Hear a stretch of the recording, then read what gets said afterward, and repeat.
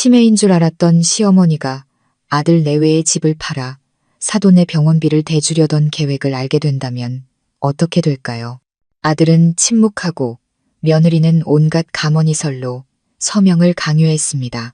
하지만 온 동네가 경악한 그날, 힘없고 정신없는 노인네인 줄로만 알았던 제가 날린 회심의 일격에 아들 내외와 사부인은 재기불능 상태에 빠지고 말았습니다. 과연 저는 어떻게 그 세 사람을 한순간에 무너뜨렸을까요? 주민센터에서 열린 조정, 단 하루 만에 말입니다.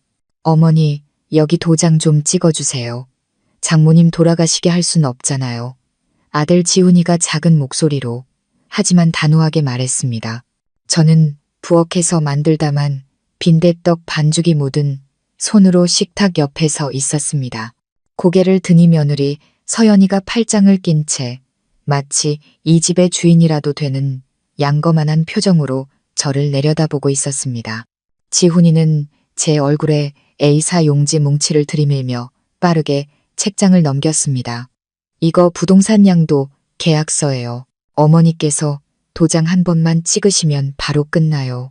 제가 다 준비해 놨어요. 내일 오전에 등기 이전하면 오후에 바로 돈 들어온대요. 장모님, 지금 병상에서 사경을 헤매고 계신단 말이에요. 제발 시간 좀 그만 끄세요. 저는 그 자리에 얼어붙었습니다. 이 허름한 단독주택은 제가 10년 넘게 시장 한 구석에서 빈대떡을 팔아 벽돌 한 장 한 장 제 손으로 마련한 집입니다. 그런데 이제 와서 고작 그런 하찮은 은혜를 갚겠다며 이 집을 내놓으라니요. 저는 지훈이를 돌아봤습니다.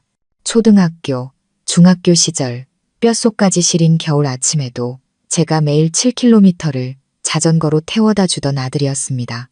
녀석은 제 눈을 피하며 기계처럼 같은 말만 반복했습니다.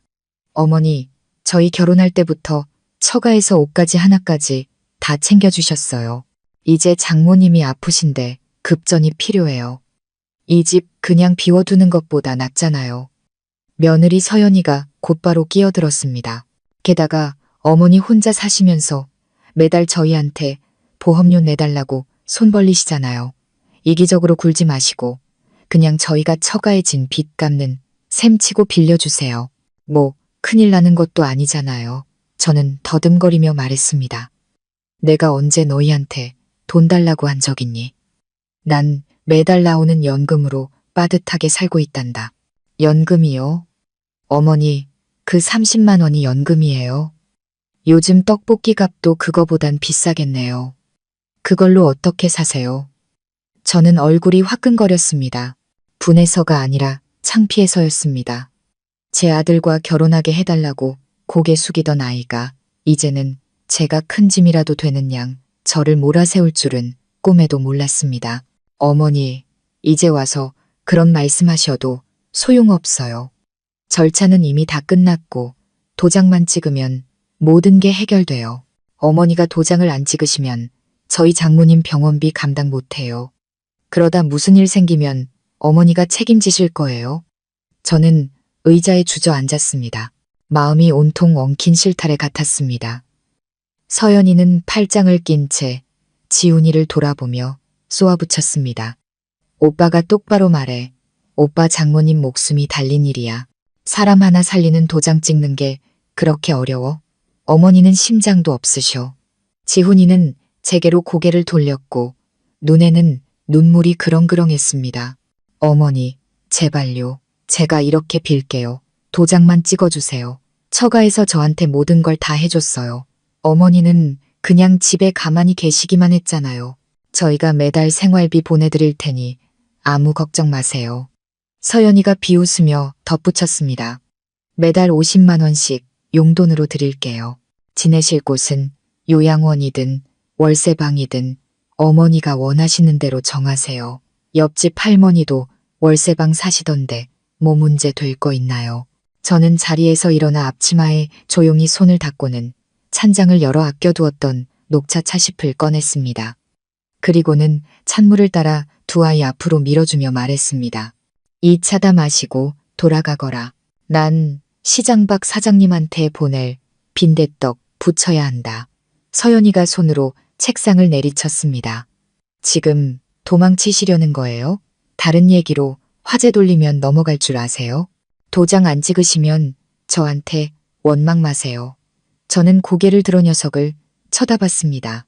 제 며느리의 얼굴을 그렇게 오랫동안 쳐다본 것은 처음이었습니다. 결혼식 날 제가 금반지를 끼워주자 환하게 웃으며 감사하다고 고개 숙이던 바로 그 얼굴이었습니다. 저는 가느다란 한숨을 내쉬며 잠긴 목소리로 말했습니다. 그래, 생각할 시간을 좀 다오. 내일 답을 주마. 서연이는 벌떡 일어나 지훈이의 팔을 끌고 나갔습니다. 우리 엄마 죽는 꼴 보고 싶으시면 그렇게 기다려 보세요. 두 아이는 마당의 시멘트 바닥에 구둣발 소리를 요란하게 내며 사라졌습니다. 김이 모락모락 피어오르는 찻잔을 보며 하나뿐인 아들 내외에게 이런 막다른 길로 내몰릴 날이 올 줄은 꿈에도 상상하지 못했습니다. 하지만 제가 정말 늙긴 늙었나 봅니다. 저는 책상 밑에 숨겨둔 작은 나무 상자를 꽉 쥐었습니다. 그 안에는 지난 2달간의 대화를 녹음한 작은 USB가 들어있었습니다. 제가 몰래 설치해둔 녹음기였습니다. 저는 속으로 다짐했습니다. 이제는 법정에 서야 할 때가 온 것 같다고. 이 집을 되찾기 위해서가 아니라 제가 마땅히 받아야 할 마지막 남은 자존심을 되찾기 위해서였습니다. 어릴 적 개울에서 미꾸라지를 잡아와 엄마에게 자랑하던 아들이 다른 사람 앞에서 고개를 숙이며 우리 엄마 도장 좀 찍게 해줘라고 말할 줄은 상상도 못했습니다. 하지만 집을 팔라고 강요받던 그날 이전에도 소리 없이 저를 아프게 했던 사소한 일들은 수없이 많았습니다. 결혼 후 첫 식사 자리였던 것이 아직도 생생합니다. 제가 작은 나무상에 음식을 차렸습니다. 낡은 그릇이었지만 깨끗하게 닦아 반짝였습니다. 그날 손님은 사돈댁 식구들이었는데 다들 은행 간부라 그런지 어디에 앉든 향수 냄새가 진동했습니다. 저는 밥을 푸고 물을 따르고 제가 직접 아궁이에서 정성껏 졸인 갈치조림을 덜어주었습니다. 매콤하고 진한 맛이 일품이었죠. 제가 서연이에게 갈치를 덜어주자 녀석은 고개를 살짝 피하며 웃었습니다. 어머니, 죄송해요. 저는 비린 생선은 잘 못 먹어서요. 저는 순간 손이 멈칫했지만 이내 고개를 끄덕였습니다. 아, 그럼 돼지고기 장조림 먹으렴. 따로 덜어놨단다. 녀석은 옆에 앉은 여자에게 몸을 돌리더니 제가 들을 수 있을 만큼 작은 목소리로 속삭였습니다. 우리 엄마가 비린내, 나는 생선은 먹지 말랬어. 그리고 이상해서 파스 냄새가 나서 머리가 좀 아프네. 저는 못 들은 척하며 조용히 식사를 계속했습니다. 잠시 후 상을 치우다가 부엌문 뒤에서 서연이가 지훈이에게 속삭이는 소리를 들었습니다. 오빠가 어머니께 말씀 좀 드려주면 안 돼? 나 정말 그 냄새 못 참겠어. 냄새 나는 건 그냥 도우미 아주머니 시키고 어머니는 이제 연세도 있으시니 그냥 푹 쉬시라고 해. 지훈이는 건성으로 대답했습니다. 나중에 얘기할게. 저는 그 자리에 가만히 서 있었습니다. 제가 파스를 많이 붙이는 건 사실이었습니다. 10년 넘게 비오는 시장 바닥에서 빈대떡을 붙이느라 무릎 관절이 늘 쑤셨으니까요. 하지만 제 몸에서 나는 냄새 때문에 누군가에게 불쾌감을 준다는 말을 들은 것은 그때가 처음이었습니다. 그날 밤 저는 이부자리를 정리하고 파스통을 장롱 깊숙이 넣어두었습니다. 새 식구가 들어왔으니 내가 좀 더 노력해야지라고 스스로를 다독였습니다. 하지만 저는 몰랐습니다. 그 파스 냄새를 시작으로 제가 제 집에서 어울리지 않는 존재로 취급받기 시작했다는 것을요. 저는 그날이 서연이가 저를 서럽게 한 유일한 날일 거라고 생각했습니다. 하지만 그건 단지 저 같은 사람을 위한 것이 아닌 잔인한 연주곡의 아주 가벼운 서곡에 불과했습니다. 몇 달 후 제가 며느리 손에 의해 부엌 구석으로 밀려나게 될 줄 누가 알았겠습니까? 그것도 아주 노골적으로 말입니다. 그날 집에 손님이 왔습니다. 서연이의 이모와 은행 지점장이라는 사촌 오빠였습니다. 제가 마당을 다 쓸고 옷도 갈아입기 전에 서연이가 부엌에서 외쳤습니다. 어머니, 윗상 차리지 마세요. 제가 할게요. 오늘 저희 집 어른들이 오셨거든요. 저는 바지에 손을 닦으며 부엌으로 들어갔습니다. 녀석이 제가 한 번도 만져보지 못한 새 그릇에 음식을 담고 있었습니다. 제가 물었습니다. 손님이 오셨니? 그럼 내가 오이라도 좀 썰어줄까? 녀석은 엷은 미소를 지었습니다. 아니에요, 어머니. 저희 집 손님들은 좀 까다로우셔서요. 오래밖에 둔 음식은 안 드세요. 제가 처음부터 깨끗하게 준비할게요. 저는 아무 말도 하지 않았습니다. 하지만 상을 차릴 때가 되어서야 녀석의 의도를 분명히 알 수 있었습니다. 상 위에는 지훈이와 서연이를 포함해 딱 6사람 몫의 그릇만 놓여 있었습니다. 저는 주위를 둘러보며 멋쩍게 웃었습니다. 오늘은 다 같이 식사하는 줄 알았는데 녀석은 단호하게 말했습니다.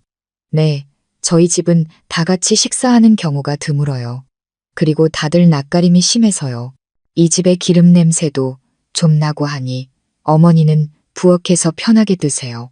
저는 지훈이를 쳐다봤지만 녀석은 제 눈을 피하며 휴대폰만 만지작거렸습니다.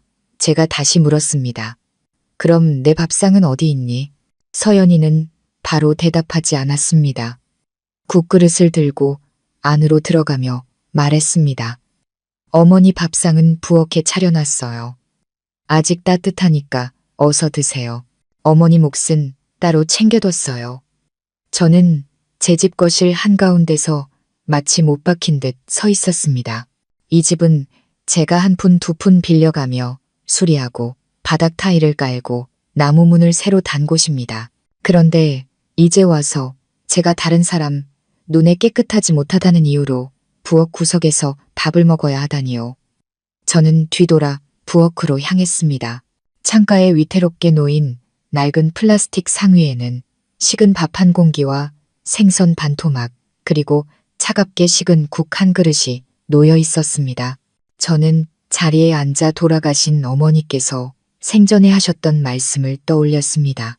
대릴사위는 처가살이하는 종이지만 마누라가 제 어미를 부엌으로 내쫓는데도 가만히 있는 놈은 자식도 아니다.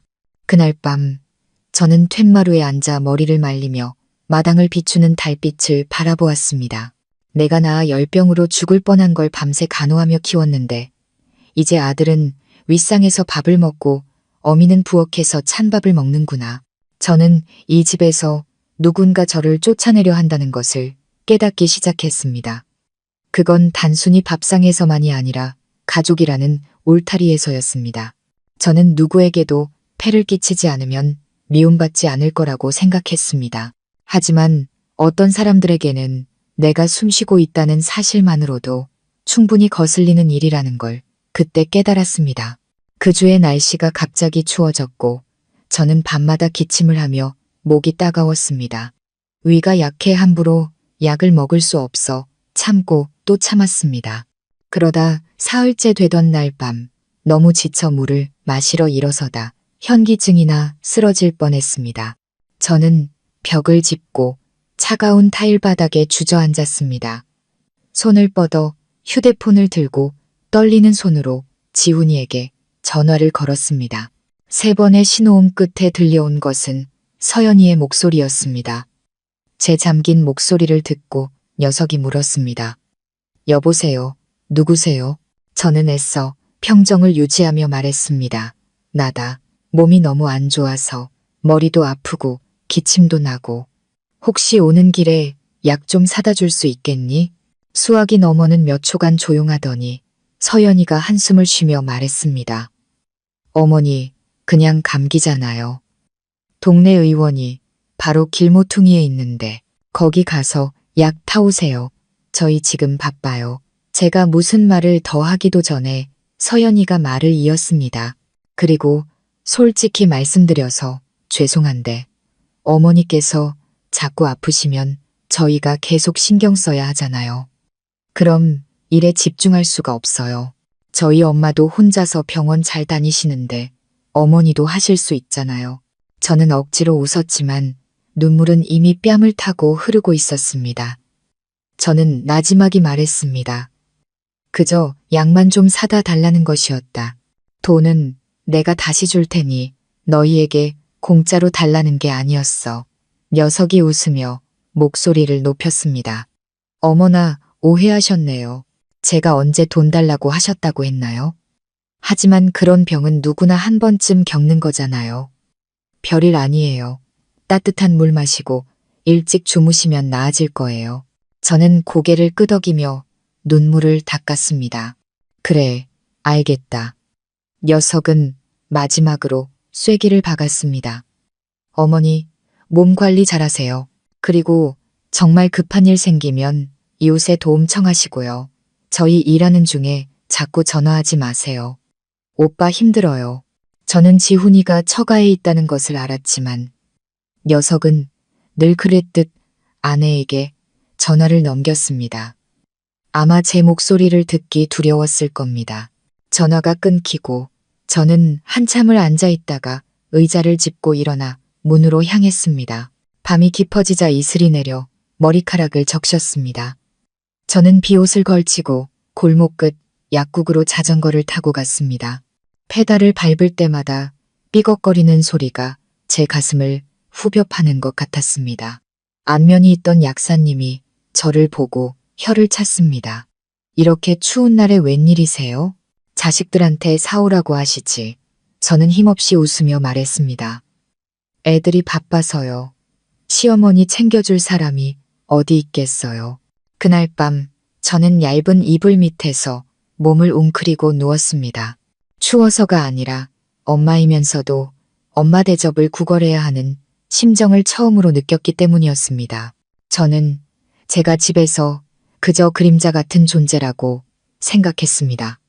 하지만 그 그림자조차 누군가에게는 이용 가치가 충분했다는 것을 곧 알게 되었습니다.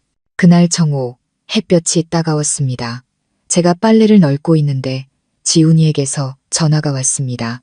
어머니, 오늘 점심에 저희 잠깐 들를게요. 드릴 말씀이 있어요. 제가 되물었습니다. 무슨 일인데 그렇게 급하게 오니? 녀석은 머뭇거렸습니다. 네, 장모님 일 때문에요. 처가 쪽이 지금 많이 어려운데 제가 어떻게 할 수가 없어서요. 저는 빨래 바구니를 내려놓았습니다. 마음이 이상했습니다. 지난 몇 달간 그렇게 냉랭하던 녀석이 이렇게 서두른 적이 없었기 때문입니다. 1시간 후 두 아이는 어색하지만 불안한 표정으로 제 앞에 앉았습니다. 서연이가 마치 미리 준비라도 한 듯 먼저 입을 열었습니다. 어머니, 단도직입적으로 말씀드릴게요. 저희 엄마가 지금 중환자실에 계세요. 의사 선생님이 급하게 수술비를 내야 한다고 하셨어요. 제가 물었습니다. 그럼 다른 친척들에게 빌려보는 건 어떠니? 서연이는 금세 얼굴을 찌푸리며 비통한 표정을 지었습니다. 이미 초기 비용으로 저희가 다 감당했어요. 이제는 방법이 없어요.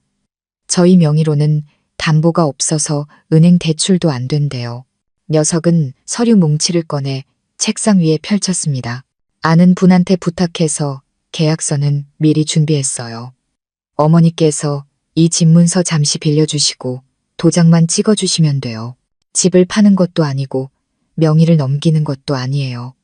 2달 안에 저희가 바로 찾아서 돌려드릴게요. 약속해요. 저는 가만히 앉아 있었습니다. 제 눈은 서류가 아니라 지훈이를 향해 있었습니다.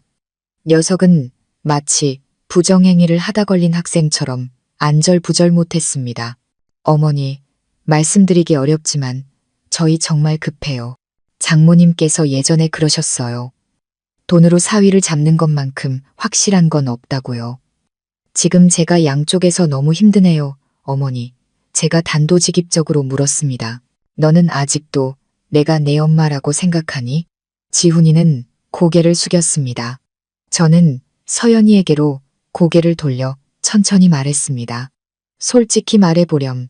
내가 이 서류를 너희에게 넘겨주고 나중에 너희가 돌려주지 않으면 어떡하지?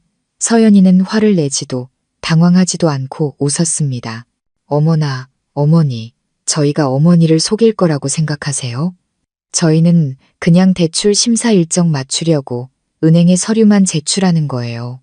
요즘 다들 그렇게 해요. 서류 먼저 내고 원본은 나중에 내도 되거든요. 녀석은 제 손을 가볍게 잡으며 목소리를 낮췄습니다. 걱정 마세요. 이건 그냥 초기 절차일 뿐이에요. 은행에서 원본 요청하면 그때 다시 와서 받아갈게요. 솔직히 이 텅 빈 집 가지고 계셔봤자 뭐 하시겠어요? 저희가 몇 주만 잠시 쓸게요. 운 좋으면 저희 엄마도 살릴 수 있잖아요.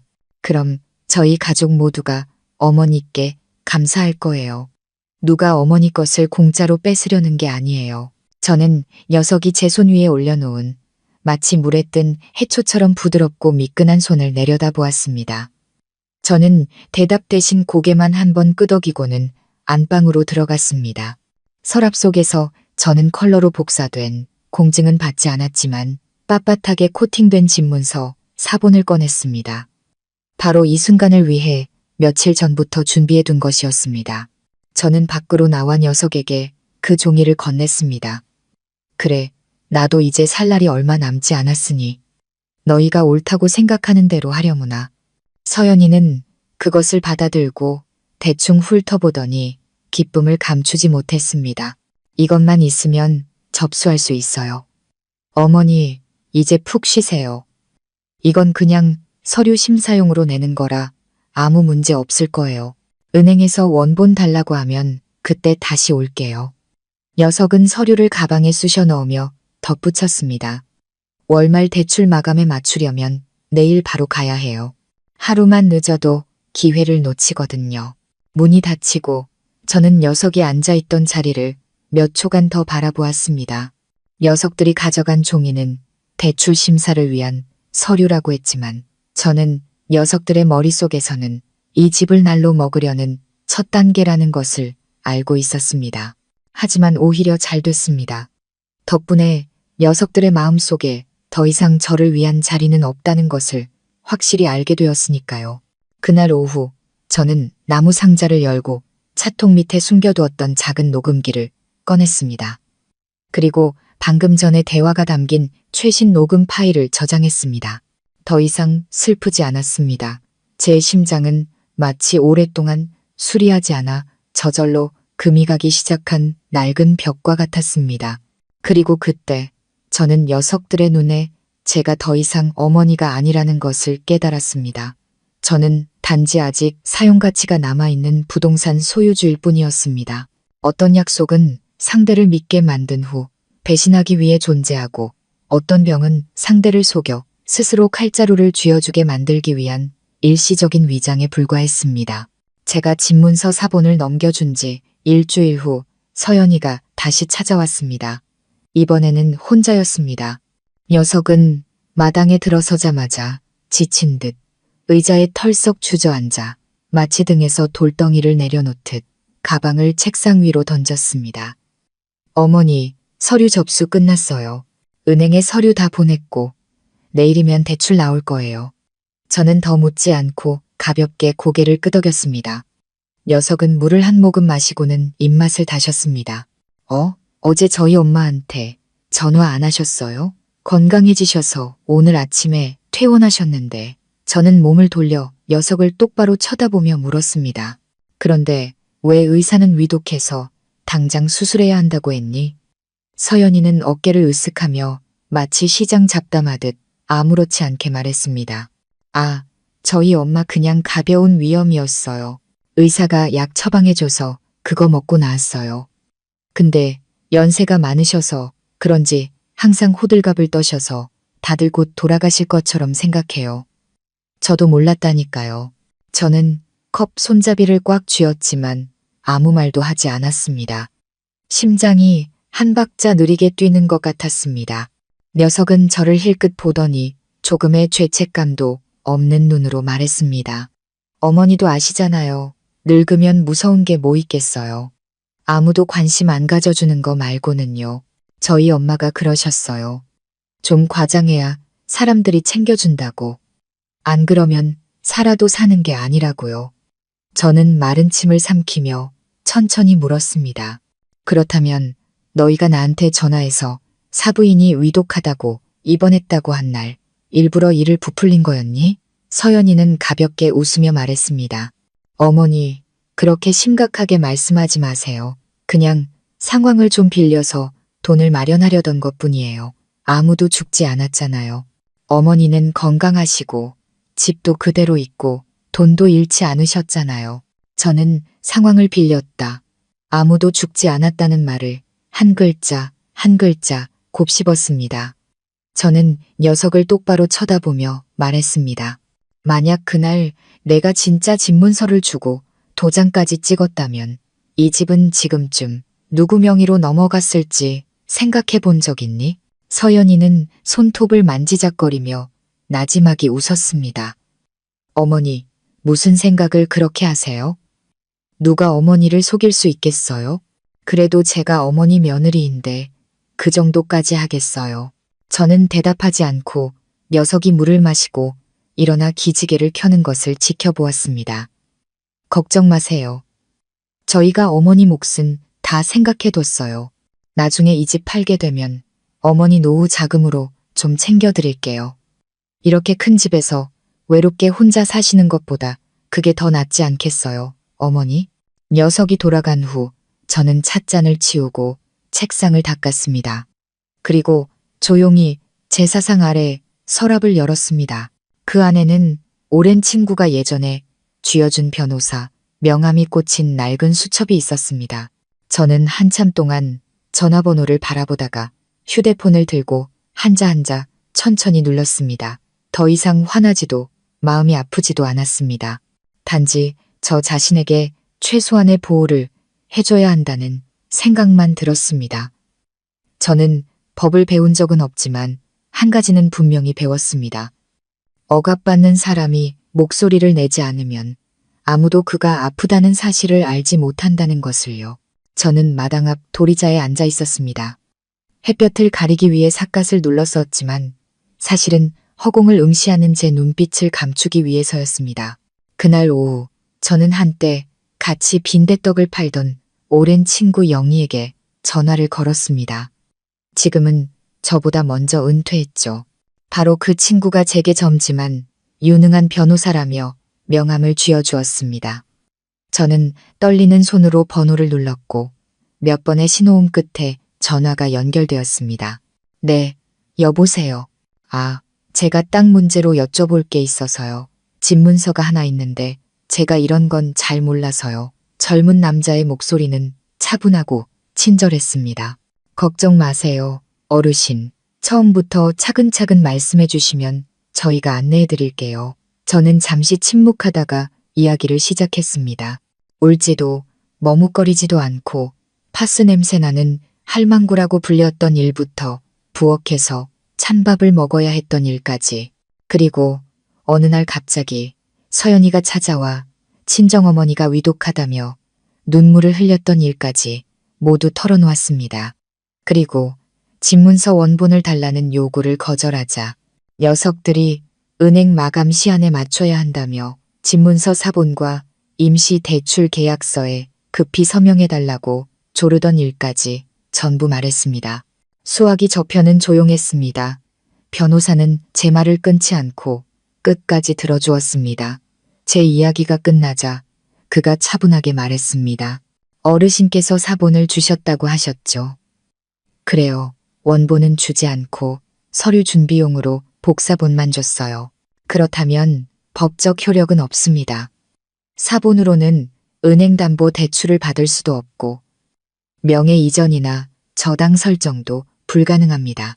하지만 만약 그들이 그 사본을 제출하고 나중에 원본을 제출하겠다고 약속했다면 고의로 허위 서류를 작성하려 한 정황이 될 수 있습니다.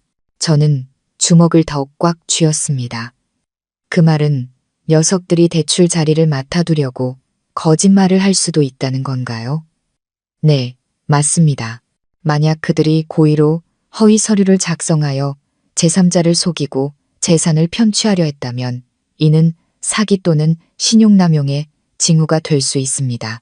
그리고 어르신께서 녹음 파일과 같은 증거를 가지고 계신다면 매우 유리합니다. 저는 낡은 차통을 열어 작은 USB를 꺼냈습니다. 녀석들이 올 때마다 기침약 통 밑에 깊숙이 숨겨두었던 바로 그것이었습니다. 그래요. 가지고 있어요. 녀석들이 장모님 살리자고 돈 얘기를 시작했을 때부터 녹음했지. 처음엔 그냥 기억해두려고 했는데 이제는 나를 지키기 위한 것이 되었구먼. 그는 몇 초간 침묵하더니 속삭이듯 말했습니다. 어르신께서는 사기당하는 많은 노인들이 미처 하지 못했던 일을 하고 계신 겁니다. 너무 늦기 전에 미리 준비하신 거죠. 어르신은 정신이 흐릿하신 게 아니라 아주 현명하신 겁니다. 저는 고개를 끄덕였고 입술이 살짝 떨렸습니다. 법정까지 가고 싶지는 않아요.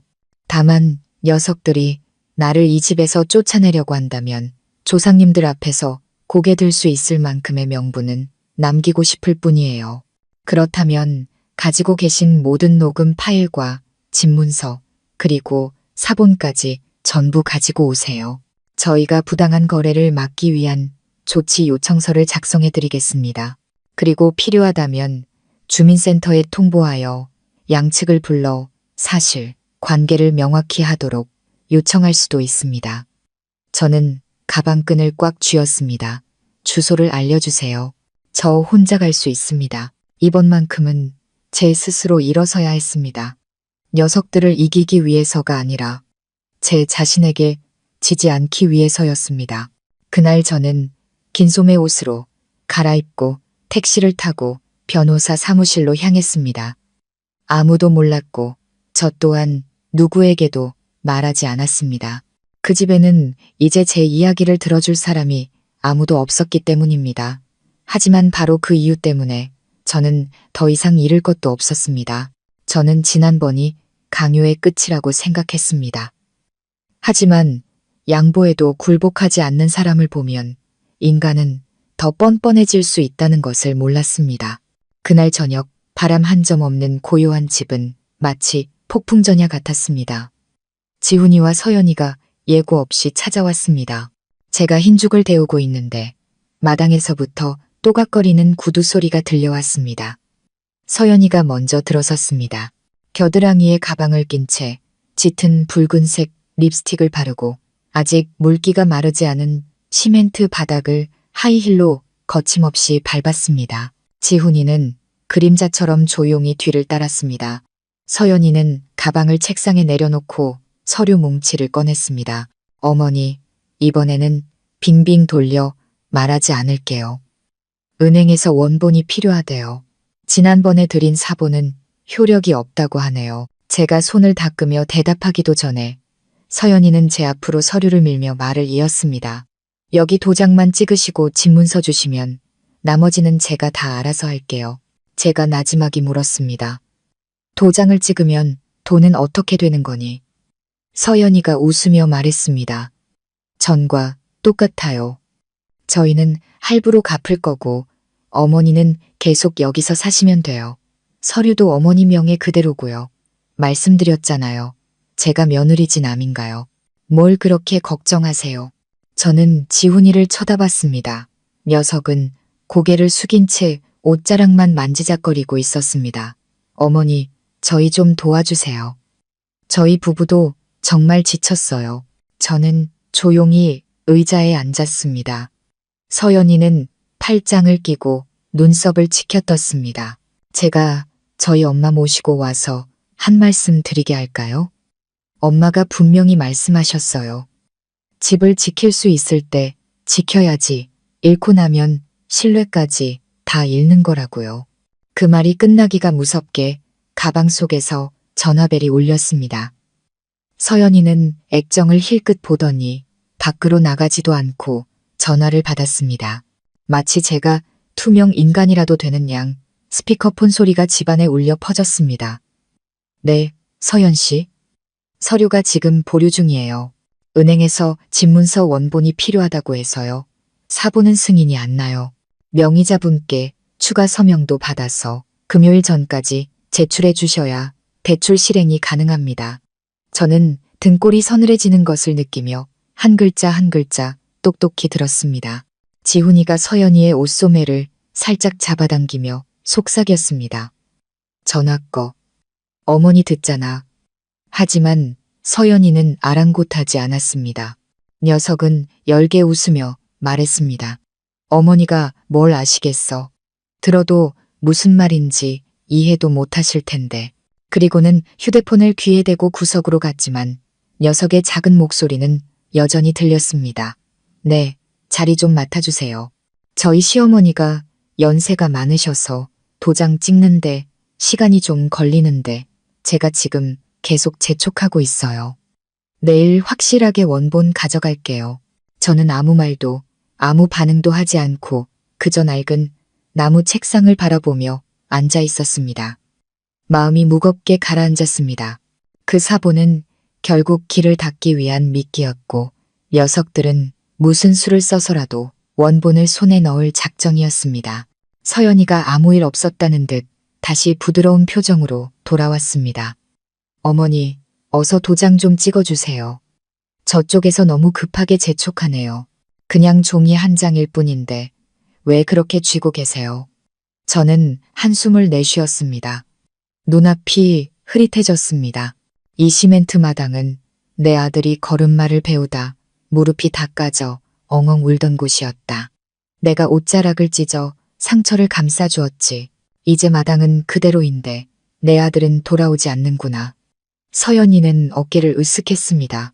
어머니, 자꾸 옛날 얘기 꺼내서 감정에 호소하지 마세요. 이건 책임의 문제예요. 혼자 사시면서 땅 가지고 계셔봤자 뭐 하시게요? 저는 고개를 끄덕였습니다. 그래, 내 말이 맞구나. 그리고는 자리에서 일어나 천천히 방으로 들어갔습니다. 10분쯤 후 저는 서류 뭉치를 들고 나왔습니다. 저는 책상 위에 효력이 없는 낡은 등기 부등본 사본과 작은 메모지를 올려놓았습니다. 서연이가 그것을 집어들고 이리저리 뒤집어 보았습니다.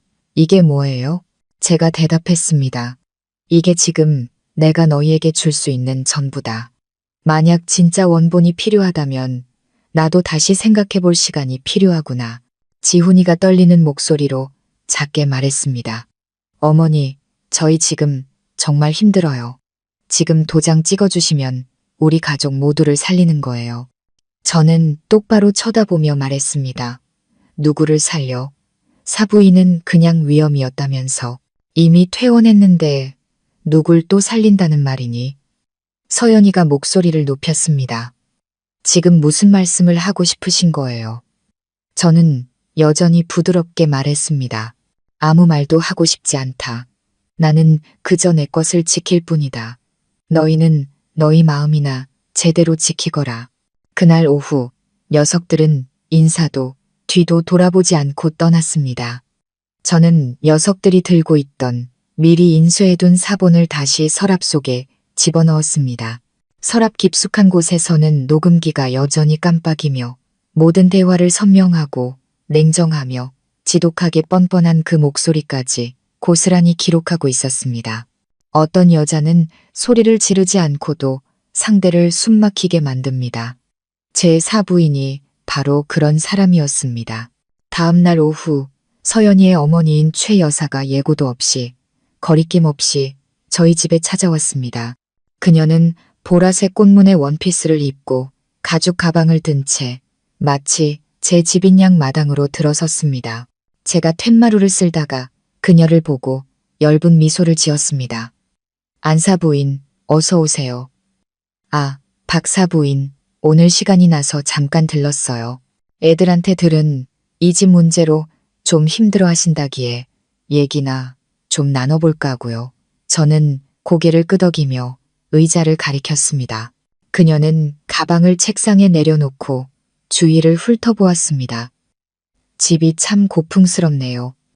소박하지만 멋이 있어요.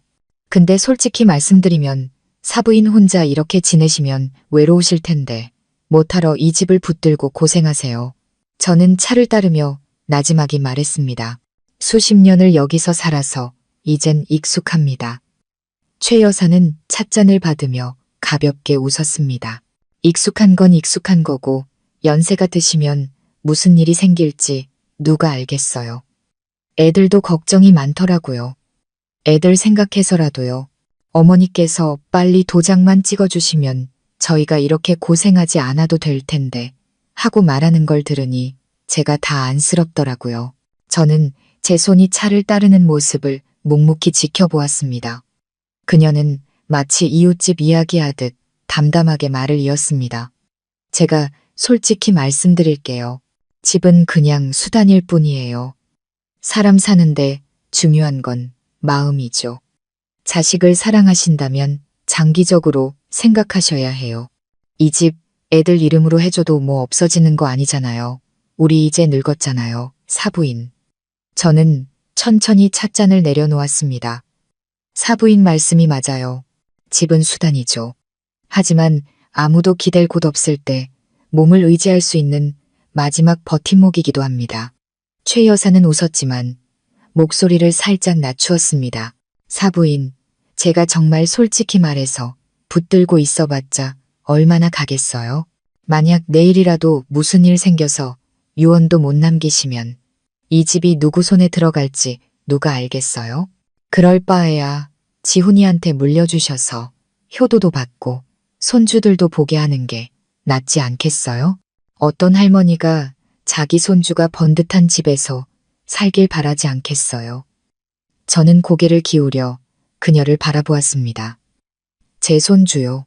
그 아이가 저한테 할머니라고 한 번이라도 부른 적이 있던가요? 아니면 너무 어려서부터 다른 호칭을 배우기라도 한 건가요? 최 여사는 멋쩍게 웃었습니다.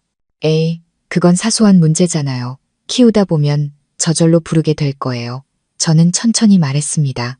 사부인께서 하신 말씀 중에 맞는 것도 많지만 저도 솔직히 말씀드릴게요. 저는 집이 아까운 게 아닙니다. 저는 그 마음이 아까울 뿐입니다. 그런데 제 마음은 아무도 넘겨줘야 할 재산 목록에 포함시키지 않는 것 같네요. 최 여사는 몇 초간 침묵하더니 한숨을 내쉬었습니다. 그럼 됐어요. 사부인께서 생각이 있으시니 무엇이 옳은 일인지도 아시겠죠. 제 딸애가 성격이 급해서 그렇지 악의는 없어요. 그냥 노인네 고집을 무서워할 뿐이죠. 저는 마지막 남은 차를 한 모금 마시고 찻잔을 낙엽 떨어지듯 조용히 내려놓았습니다. 그리고 저는 너무나 능숙하게 걱정하는 척하는 젊은이들이 무섭습니다. 최 여사는 일어나 옷매무새를 가다듬었습니다.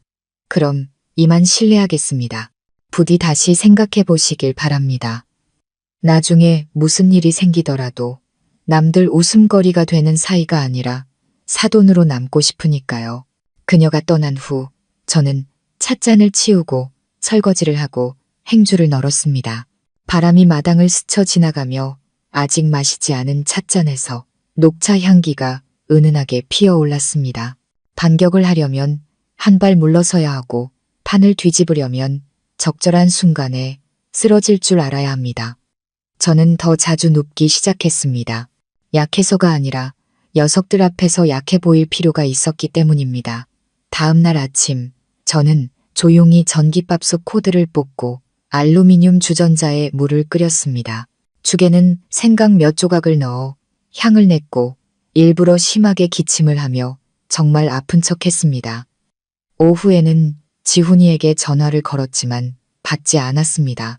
3번을 더 걸자 서연이가 받았습니다. 여보세요, 어머니, 무슨 일로 이렇게 전화를 많이 하셨어요? 저는 신음 섞인 목소리로 나지막이 말했습니다. 몸이 너무 안 좋아서 밥을 못 먹겠다. 어제는 열이 나더니 오늘은 기침이 나고 눈앞이 흐릿하구나. 서연이가 한숨을 쉬었습니다. 약은 드셨어요? 약이 없어서 제 말이 채 끝나기도 전에 서연이가 끼어들었습니다. 뭐가 어쨌다고요? 저희 지금 너무 바빠요. 내일 시간 되면 들를게요. 더는 전화하지 마세요. 저 지금 회의 중이에요. 저는 전화를 내려놓고 책상 구석에 놓인 라이터만한 소형 카메라를 바라보았습니다. 카메라는 조용히 돌아가고 있었습니다. 다음 날 오후 녀석들이 왔습니다. 서연이는 집에 들어서자마자 주위를 휙 둘러보았습니다. 어떠세요, 어머니? 좀 나아지셨어요? 저는 힘없이 고개를 저었습니다. 머리가 너무 아프구나. 몸이 붕 뜨는 것 같아. 혈압 때문인가. 지훈이가 대충 포장된 죽 상자를 내밀며 앉았습니다. 죽 사왔어요. 기운 내서 좀 드세요. 아, 그리고 은행에서 추가로 서명해야 할 서류가 몇 개 있대요. 여기 둘게요. 서명하시고 푹 쉬세요. 저는 몸을 일으키며 가느다란 한숨을 내쉬었습니다. 무슨 서류가 또 있단 말이니? 서연이가 서류철을 펼치며 몸이 건조하게 말했습니다. 그냥 보충 서류예요.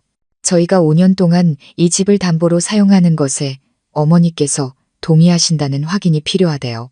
다시 말씀드리지만 파는 것도 아니고 명예 이전하는 것도 아니에요. 변호사 입회하에 공정하게 진행되니 걱정 마세요. 저는 녀석의 눈을 깊이 들여다보았습니다. 내가 너희가 집을 팔까봐 무섭다고 한 적 없다. 내가 이 종이 한 장으로 저울질 당할까봐 그게 무서울 뿐이다. 서연이가 웃었습니다. 어머니 아프셔서 그런지 왜 이렇게 심각하게 말씀하세요? 저희가 어머니 자식이잖아요. 저는 의자 팔걸이에 손을 짚고 몇 번 기침을 했습니다. 그래, 믿음아. 하지만 지금은 너무 지쳐서 도저히 서명할 힘이 없구나. 내일 하마. 서연이는 눈썹을 찌푸렸고 눈빛이 어두워졌습니다. 어머니, 왜 자꾸 시간을 끄세요? 사람이 한번 신뢰를 잃으면 나중에 어머니가 도장을 찍어주셔도 소용없을 수 있어요. 지훈이가 끼어들었습니다. 여보, 그만해. 어머니 아프시잖아. 녀석은 저를 돌아보며 말했습니다. 내일 다시 올게요. 어머니, 푹 쉬시고 기운 차리세요. 서연이는 더 이상 아무 말도 하지 않았지만 마당으로 나갈 때까지 투덜거리는 소리가 들렸습니다. 계속 이런 식으로 시간을 끄시네. 이러다 정말 어머니가 법적 행위 능력이 없다고 증명받아야 할 판이네. 그날 밤 저는 녹음 파일을 백업하고 카메라 배터리를 완전히 충전하고 수첩을 베개 밑에 넣었습니다. 저는 녀석들이 제가 정말로 치매라고 생각하기 시작했다는 것을 알았습니다. 하지만 바로 그 순간 저는 그 어느 때보다 정신이 맑았습니다. 모든 침묵에는 한계가 있고 제 한계는 바로 사람들이 제가 정신이 나갔다고 생각하는 그 지점에 있었습니다. 저는 집 앞마당의 나무 그늘 아래 앉아 있었습니다. 제가 몸을 움직일 때마다 낡은 나무 의자가 삐걱거렸습니다. 제가 빈대떡을 팔던 시절부터 키우던 얼룩 고양이가 제 옆에서 나른하게 잠들어 있었습니다. 저는 고양이의 등을 쓰다듬었습니다. 제 손에는 아직 배터리가 쌩쌩한 낡은 폴더폰이 들려 있었습니다. 저는 번호를 눌렀고 2번의 신호음이 울렸습니다. 네, 박 여사님, 저예요. 저는 천천히 말했습니다. 그래, 나다. 지금 바로 만날 수 있을까? 수화기 너머의 목소리는 여전히 부드러웠습니다. 네, 그럼요. 제가 댁으로 갈까요? 아니면 이쪽으로 오시겠어요? 저는 대문을 바라보았습니다. 머릿속에는 하이힐을 신고 문턱을 거침없이 넘던 서연이의 모습이 떠올랐습니다. 스피커폰 너머로 들려오던 사부인의 목소리, 고개를 숙이고 제 눈을 피하던 지훈이의 모습이 스쳐 지나갔습니다. 저는 분명하게 말했습니다. 내가 사무실로 가지. 이번에는 소송을 제기하고 싶네. 상대방은 잠시 침묵하더니 조심스럽게 물었습니다. 확실하신가요? 이 단계를 밟고 나면 다시는 되돌릴 수 없습니다. 저는 입술을 깨물었습니다. 제 목소리는 높지 않았지만 단호했습니다. 그래, 나에게는 더 이상 돌아갈 미련이 남아있지 않네. 녀석들은 이미 오래전에 우리 모자 관계에 사형 선고를 내렸어. 나는 그저 남은 절차를 마무리해주는 것뿐일세. 녀석들이 장모님 살린다는 핑계로 집 팔 돈을 요구하던 날부터 내가 냄새나는 할망구라고 불리던 이야기까지 전부 녹음해뒀네. 잘하셨습니다. 그럼 모든 자료를 가지고 오시면 저희가 서류를 준비하겠습니다. 독립적인 확인 절차를 요청하고 필요하다면 법정으로 가기 전에 주민센터에서 조정 절차를 밟도록 요구하겠습니다. 그날 오후 저는 모든 서류를 깨끗하게 복사하여 연필로 가볍게 표시해 두었습니다. 저는 낡은 모자를 쓰고 회색 정장을 입고 택시를 불렀습니다. 지훈이 결혼식 때 입었던 바로 그 옷이었습니다. 하지만 이번에는 아들을 세상에 내보내기 위해 가는 것이 아니었습니다. 지난 2년간 녀석들이 저를 올감했던 인내의 굴레에서 제 자신을 끌어내기 위해 가는 길이었습니다. 저는 자리에 앉았습니다. 땀 때문에 손은 여전히 차가웠지만 마음은 더 이상 떨리지 않았습니다. 지난 2년 만에 처음으로 저는 혼자가 아니라는 것을 알았습니다. 진실이 제 편에 서 있었기 때문입니다. 작고 낡은 노란색 페인트가 칠해진 주민센터 회의실에서는 선풍기가 조용히 돌아가고 있었습니다. 통장님이 서류와 필기구를 정리하고 있었습니다. 이웃 아주머니들은 왼쪽에 줄지어 앉아 나지막이 속삭였습니다. 오늘 박 여사님 댁 며느리 문제로 모였다면서 할머니가 애들한테 집 팔라고 강요당했다던데 저는 첫 번째 줄에 앉아 있었습니다. 옅은 회색 정장을 입고 머리를 단정하게 묶고 정면을 응시했습니다. 지훈이는 서연이 뒤에 숨듯이 서서 들어왔습니다. 그녀는 여전히 실크 원피스를 입고 명품 가방을 든 채 마치 학부모 회의에라도 온 듯 가볍게 화장을 하고 있었습니다. 서연이의 어머니인 최 여사는 손에 먹다 남은 빵을 든 채 늦게 도착했습니다. 그들은 제 맞은편에 앉았고 아무도 저를 보지도 인사하지도 않았습니다. 통장님이 입을 열었습니다. 오늘은 박 여사님의 요청에 따라 재산 분쟁에 관한 조정회의를 시작하겠습니다. 구체적으로는 박 여사님 명의의 주택과 관련된 아드님 부부의 문제입니다. 모두 질서를 지켜주시기 바랍니다. 저는 자리에서 일어나 가방에서 서류 뭉치를 꺼냈습니다. 제가 몇 마디만 해도 되겠습니까? 저는 오늘 이곳에 3가지를 가지고 왔습니다. 집문서와 모든 대화가 담긴 녹음 파일, 그리고 어미로서의 마지막 말입니다. 서연이는 눈을 깜빡이며 입술을 비죽였습니다. 어머니, 지금 뭐 하시는 거예요? 집에서 해결 못한 걸 이제 온 동네 사람들 앞에서 망신이라도 주시려는 거예요? 저는 똑바로 쳐다보며 말했습니다. 그래, 집에서는 내가 말할 기회가 없었으니까 그곳에서 나는 오직 듣기만 해야 했단다. 저는 USB를 꺼내 통장님 옆에 앉은 젊은 변호사에게 건넸습니다. 그가 노트북을 열자 쥐죽은 듯 조용한 회의실에 녹음된 목소리가 울려 퍼졌습니다. 걱정 마, 내가 다 처리했어. 그 노인네 생각보다 질기지만 이제 거의 다 된 것 같아. 서연이의 목소리였습니다. 어머니, 그 집 명의 가지고 계셔서 뭐 하시게요? 지금 저희한테 주셔야 편하게 사실 수 있어요. 집을 지킬 수 있으면 지키세요. 하지만 집을 지킨다고 해서 애들 신뢰까지 지킬 수 있을까요? 요즘 애들은 겁을 좀 줘야 말을 들어요. 최 여사의 목소리였습니다. 뒷좌석에서 어머나 하는 탄성이 터져 나왔습니다. 서연이가 소리쳤습니다. 어머니, 몰래 녹음하신 거예요? 허락 없이 녹음하는 건 불법이에요.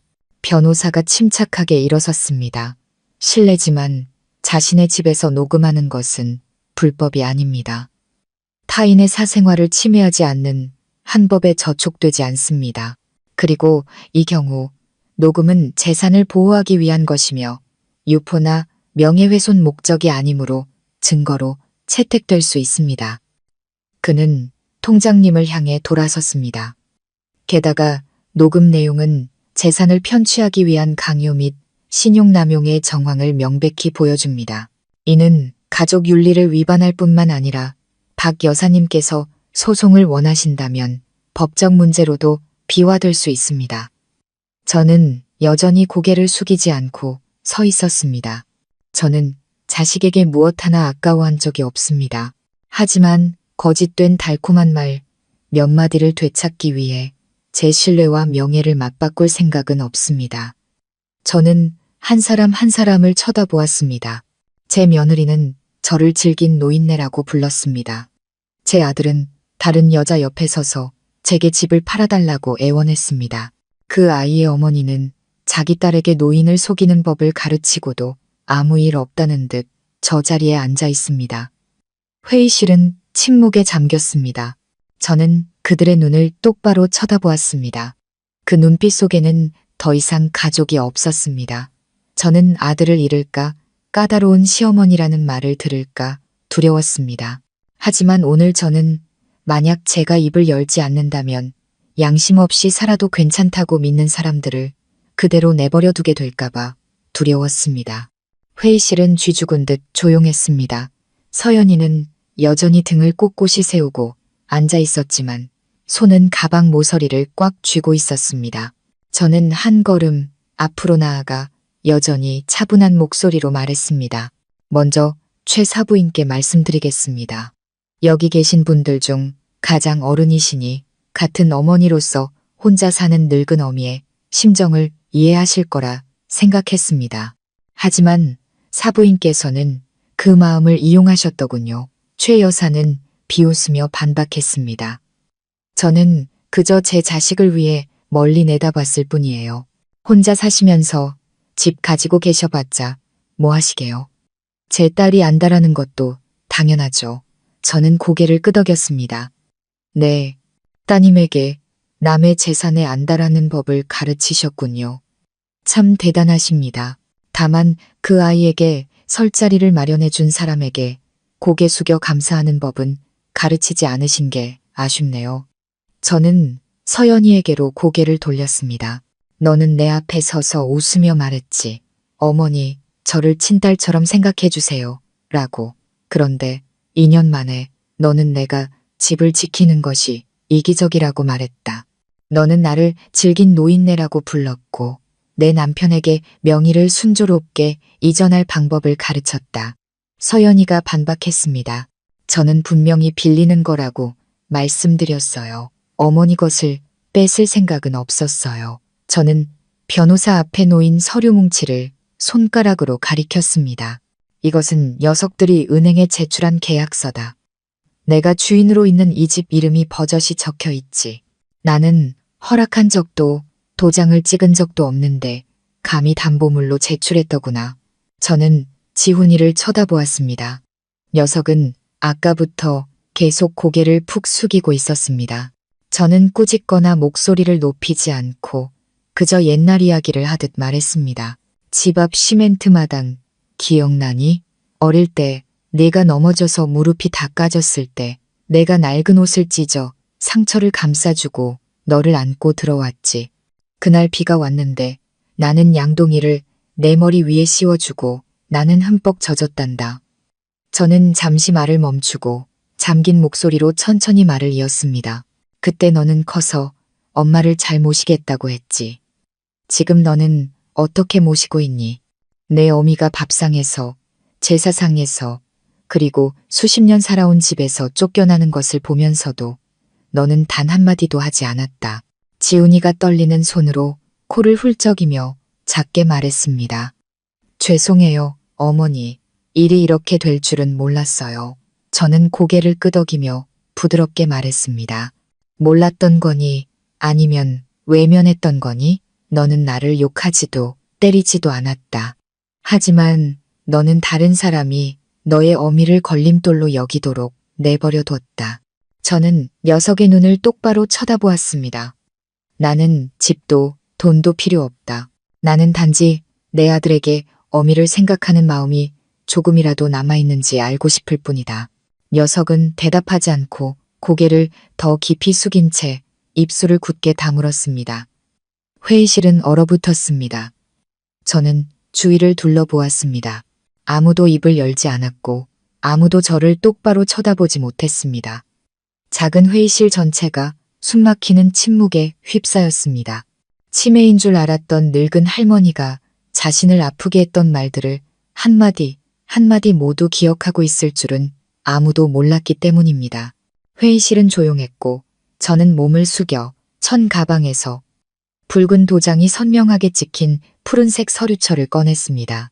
저는 그것을 통장님 앞 책상 위에 마치 세뱃돈 봉투를 놓듯 조심스럽게 올려놓았습니다. 이것은 제가 이 집 전체를 세이만 고아원에 기부했다는 증서입니다. 일주일 전에 이미 서명을 마쳤습니다. 바로 녀석들이 제게 은행 대출용으로 원본에 도장을 찍으라고 재촉하던 바로 그 순간의 말입니다. 서연이가 벌떡 일어섰습니다. 어머니, 미치셨어요? 이 집은 저희 거예요. 저희랑 상의 한마디 없이 어떻게 그런 짓을 하세요? 저는 눈도 깜빡이지 않고 똑바로 쳐다보며 말했습니다. 어느 집이 너희 것이냐? 내 집이다. 내가 수십 년간 살아온 이 집, 너희에게 단 한 푼도 빚진 적 없으니 보고할 의무도 없다. 지훈이의 얼굴이 하얗게 질렸습니다. 어머니, 그렇게 하시면 저희는 어떻게 살아요? 저희가 지금 계약금 걸어놓은 집이 있단 말이에요. 저는 입꼬리를 살짝 올렸습니다. 나는 모르겠다. 하지만 이 집이 너희 손에 들어갔다면 살아서 뭐 하나라는 질문을 듣게 될 늙은이가 한 명 더 늘어났을 거라는 건 안다. 그리고 나는 그런 일에 일조하고 싶지 않구나. 최 여사가 벌떡 일어나 제게 손가락질을 했습니다. 당신 지금 일부러 복수하는 거야. 이건 비겁하고 이기적인 짓이라고. 저는 웃었습니다.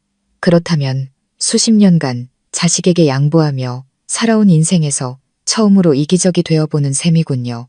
그럴 가치는 충분히 있는 것 같습니다. 회의장은 옹성거렸습니다. 몇몇 아는 사람들은 고개를 숙였고 몇몇 친척들은 지훈이와 서연이를 마치 낯선 사람 보듯 쳐다보았습니다. 저는 더 이상 아무 말도 하지 않고 일어나 한 사람 한 사람에게 고개를 숙여 인사했습니다. 저는 햇살이 부드럽게 내리쬐는 오후에 조정 회의실을 나섰습니다. 바람이 제 옷자락을 스치고 햇살이 제 희끗희끗한 머리카락을 비추었습니다. 저는 뒤돌아보지 않았습니다. 만약 뒤를 돌아봤다면 오래전에 잊힌 어머니라는 단어 하나를 지키기 위해 제 자신의 집에서 무릎 꿇었던 제 모습을 보게 될까봐 두려웠기 때문입니다. 그날 이후 저는 옛집으로 돌아가지 않았습니다. 이제 그 집에는 세이만 고아원이라는 새로운 간판이 걸렸습니다. 저는 한 남자아이가 그곳에 처음 들어온 날부터 주위를 둘러보며 여기 할머니 있어요? 라고 물었다는 이야기를 들었습니다. 저는 웃으며 제 갈 길을 갔습니다. 하지만 그날 이후 모두가 웃을 수 있었던 것은 아니었습니다. 조정회의 소식과 선명한 녹음 파일은 제가 생각했던 것보다 훨씬 빠르게 퍼져나갔습니다. 사람들이 요란하게 공유할 필요도 없었습니다. 한 명이 글을 올리면 10명이 댓글을 달았습니다. 그렇게 온 동네, 회사, 그리고 친척들까지 모두가 알게 되었습니다. 가장 먼저 무너진 것은 서연이었습니다. 저는 녀석이 어디서 무슨 일을 하는지 관심도 없었지만 사흘 만에 국수가게 사장님에게서 소식을 들었습니다. 어머, 그 서연이라는 애 회사에서 잘렸다면서 브랜드 이미지에 타격을 줬다나 뭐라나. 저는 놀라지 않았습니다. 시어머니에게 그 집 가지고 계셔봤자 얼마나 사시겠어요 라고 말하는 사람은 아무리 학벌이 좋고 말솜씨가 뛰어나도 결국 그 더러운 근본이 드러나기 마련이니까요. 서연이는 직장을 잃고 친구도 잃었습니다.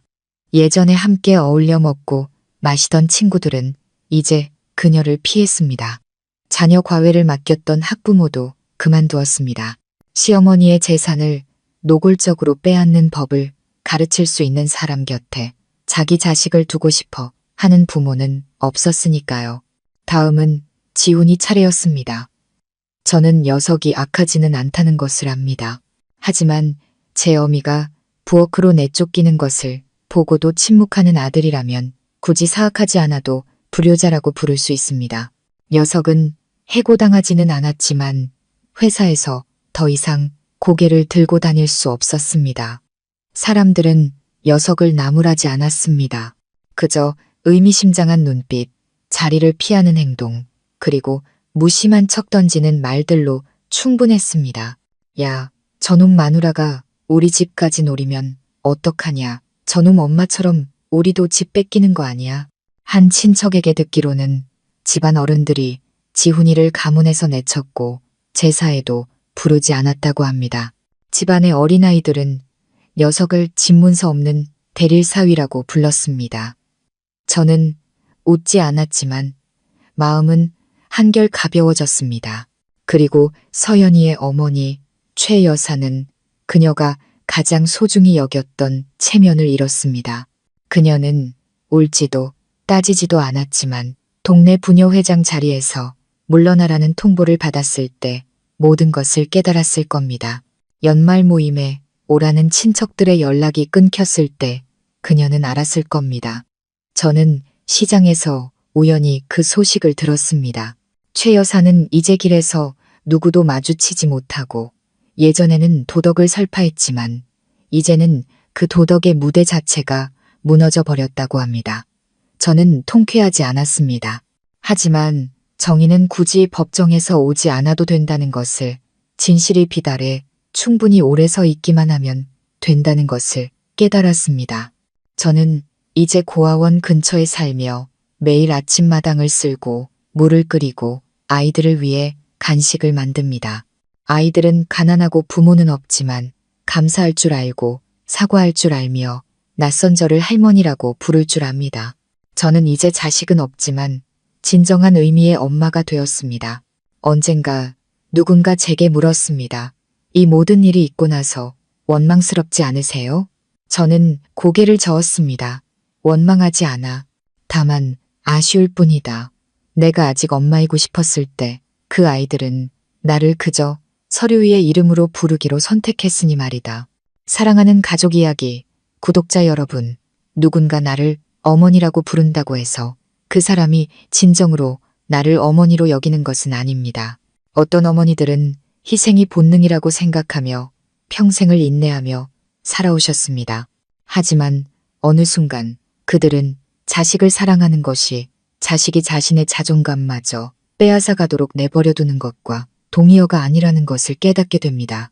그리고 일어서는 것은 복수를 위해서가 아니라 어머니라는 단어를 멸시했던 자들에게 노인의 침묵에도 한계가 있다는 것을 가르쳐 주기 위함입니다.